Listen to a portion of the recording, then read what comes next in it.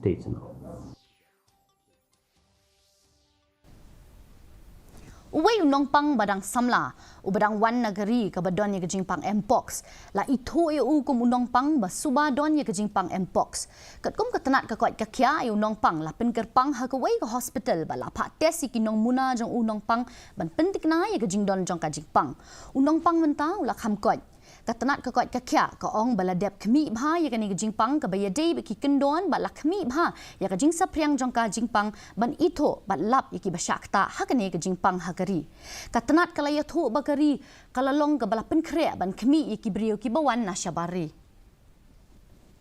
कुछ cases manage करेंगे उनको जैसे पिछली this disease spreads from skin to skin contact and also through sexual exposure to the bed sheets of the infected patient could also be a problem. Incubation period is generally 5 to 21 days.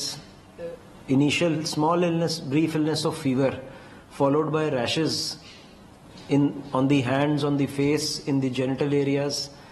These rashes, they become vesicles and pustules. और ये illness generally self limiting होती है, आमतौर पे ट्रीटमेंट की जरूरत नहीं होती है एंड विद इन अबाउट 3 to 4 weeks इट बिकम्स नॉर्मल.